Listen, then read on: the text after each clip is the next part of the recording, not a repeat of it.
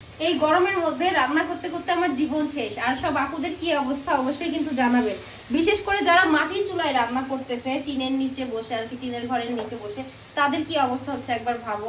যেমন আমাদের গ্রামের বাড়িতেও কিন্তু এরকম মাটির চুলা আছে, তাদের কি হচ্ছে। মানে আমি তো গ্যাসের চুলায় রান্না করতেছি, এই যে ফ্যান চলতেছে উপরে, আবার গরম লাগলে একটু এসির নিচে যাচ্ছি, একটু ফ্যানের নিচে যাচ্ছি, তাতে মনে হচ্ছে আমার জীবনটা একদম বেরিয়ে যাচ্ছে।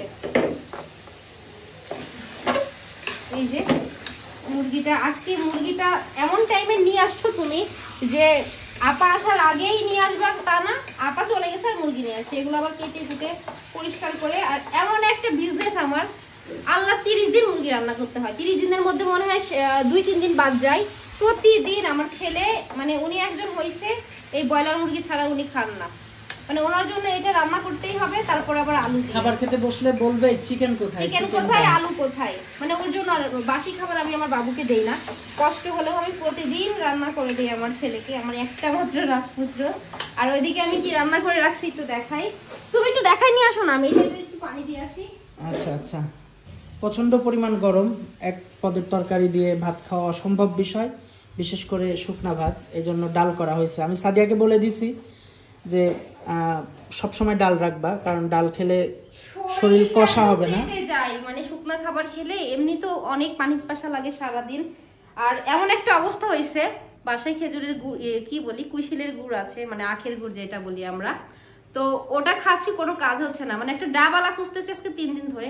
অন্য সময় বাসার সামনে দিয়ে মানে সারাদিনে 10টা ডাবালা যায়, আর 2 দিন ধরে মানে আমার এখন দরকার আর ডাবালা খুঁজে পাচ্ছি না। এখন একটু ডাবালা, এটা সত্যি কথা তো, ফাহিম বাবু রেগুলার প্রতিদিন ডাব খায়। তুমি ডাল করো, তোমার জন্য এক পাতিল ডাল রান্না করছি। ঠিক আছে, শুনুন, বিষয় হচ্ছে কি, যে কয়দিন হচ্ছে মানে গরম থাকবে, এই কয়দিন প্রতিদিন ডাল রাখার চেষ্টা করব। অবস্থা দেখো, গরমে একদম সাদা সাদা হয়ে গেছে, একদম সাদা ফর্সা হয়ে গেছে রে গরমে।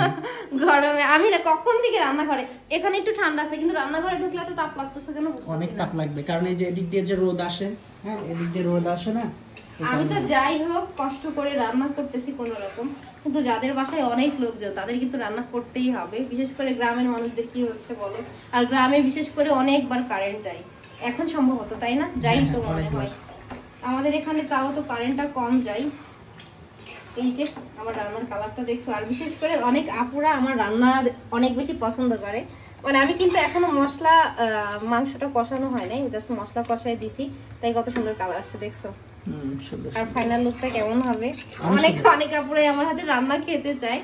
তো ইনশাআল্লাহ একদিন সবাইকে আমার বাসায় দাওয়াত করে নিয়ে এসে খাওয়াবো, আল্লাহ যদি তৌফিক দেয়। সেই পর্যন্ত যেন আল্লাহ আমাদেরকে নিয়ে যায়, আর সেদিন অবধি যেন আল্লাহ আমাকে বাঁচিয়ে রাখে, এটাই ইচ্ছা আছে সবার সাথেই দেখা করার।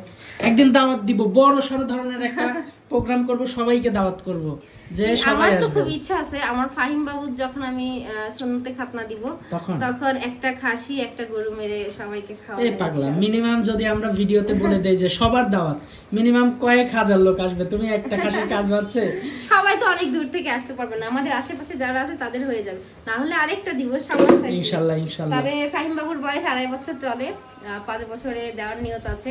দোয়া করবেন সবাই, তো সবাই দোয়া করবেন আমার ছেলেকে যেন আল্লাহ বাঁচাই রাখে, আর আমাদেরকেও যেন সেই সামর্থ্যটুকু দেয় ইনশাআল্লাহ।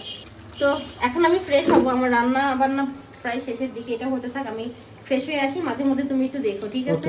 গরমে আমি পাগল হয়ে যাচ্ছি। তো আপুরা সবাই ভালো থাকবেন, আর আমার মতো কার কার এরকম রান্না করতে গেলে অবস্থা একটু অবশ্যই জানাবেন, হ্যাঁ।